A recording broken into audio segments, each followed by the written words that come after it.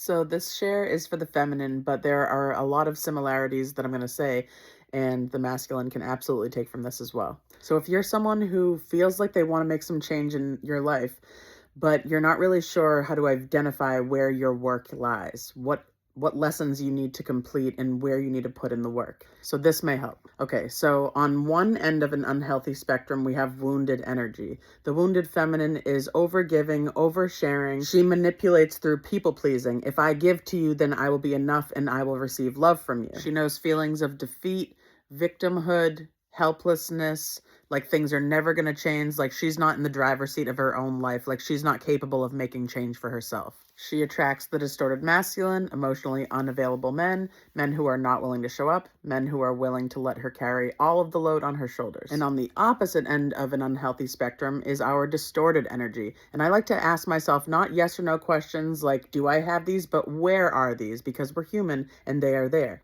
So distorted feminine energy rejects vulnerability altogether. We notice that the distorted feminine really connects with others through subtly shaming, sarcastic humor, being defensive, dismissive. There is a huge unwillingness to feel emotion. And those who hover in this energy are very uncomfortable around others who do feel their emotions either healthily or in wounded energy, overly feeling their emotions to a dramatic and victim-ridden extent. The distorted feminine manipulates through seductiveness, sex, subtly belittling and putting you down. The distorted feminine often finds herself with men who are passive. She's often more driven, motivated than her male counterpart because she's overly independent.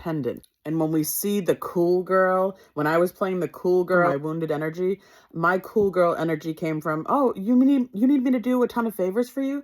Yeah, I'm cool. I got no problem with that. But the cool girl, the distorted feminine playing the cool girl, she's going, look at that dramatic, look at that woman feeling all those heavy emotions over there. Not me. I'm too cool.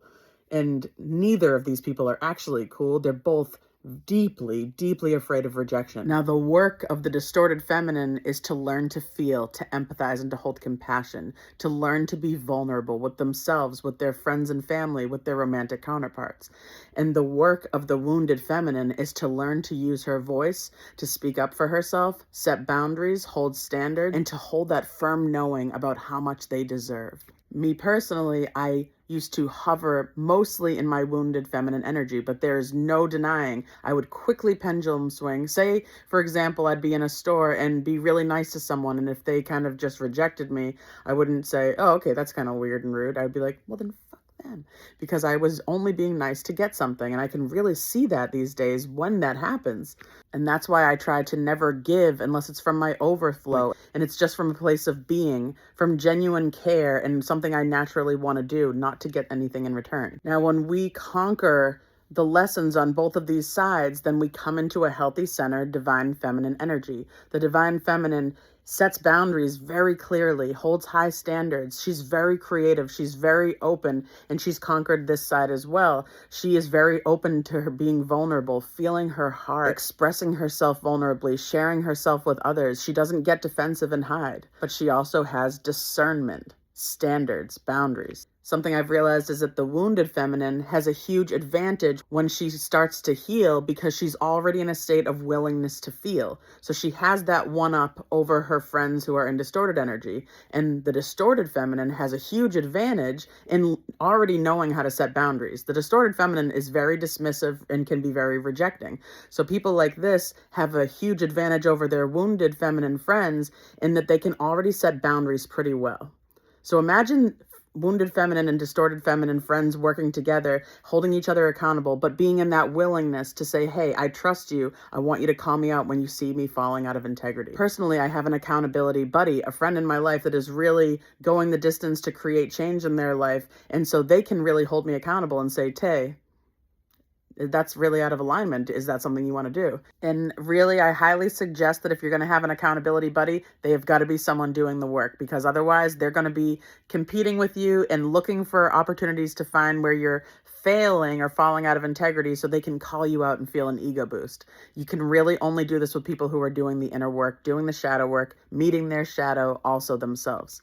I do notice since waking up becoming more aware, my wounded feminine friends have a much easier time being around me now. Because in the past, when I was around any distorted feminine friends, all they had to do was roll their eyes and I would shrink and think that I was doing something wrong.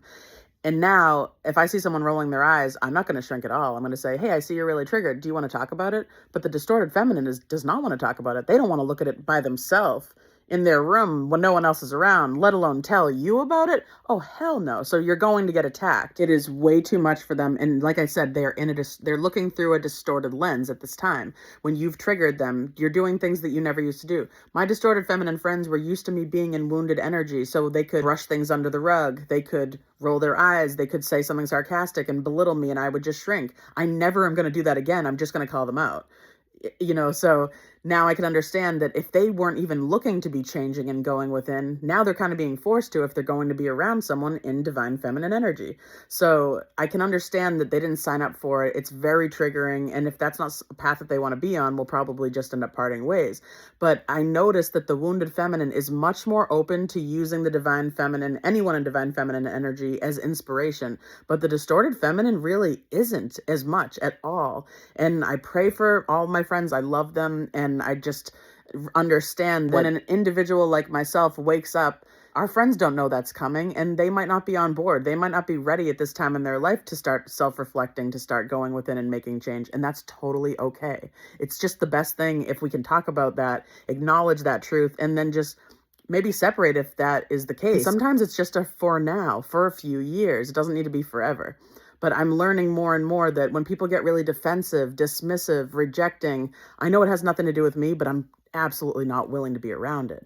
So I notice more and more that my wounded friends call me for advice. Like they want to know hey, what do you suggest I should be doing? And then they're actually putting in the work. And a lot of my friends in wounded energy are really working on their guilt and reminding themselves they deserve to be met in their partnerships. They deserve to not have to carry everything on their back.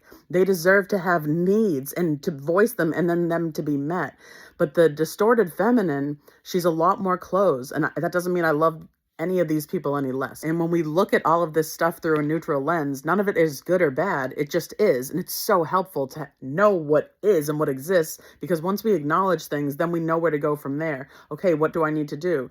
You're someone that's very sarcastic, really wants to be able to be vulnerable with her husband. Okay, so you know that you're hovering distorted energy, and that's an amazing thing to know. Now you can start putting in the work to get more vulnerable. Allow yourself to feel your own emotions. Maybe allow your friend to open up to you, to cry in front of you, and notice the discomfort that you feel, but remind yourself it's okay. It's okay to feel that. We're human.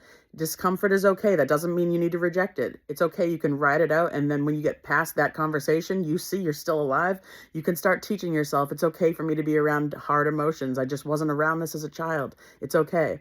And if you're someone that's noticing that you let people walk all over you, you keep signing up for things you don't want to do, then you know you're in this wounded energy. You're letting guilt run you, and you need to remind yourself, I can have a voice, and that you can start implementing it in small ways. You could start saying no about small things, and because we're not going to just take a giant step most of the time. It's baby steps and implementing these small changes, because of our nervous systems are not ready for this massive change. And that's okay. We don't want to destroy our nervous systems by never speaking up for ourselves and then suddenly making these huge boundaries. It just doesn't happen that way. It takes steps. And as always, if you're needing some assistance with this work and learning how to balance your energies into feeling a more healthy, grounded energy where you're learning to speak up for yourself, you're really setting boundaries, you're open to feeling your emotions, being vulnerable, please reach out to me. I would love to support you. Have an awesome night.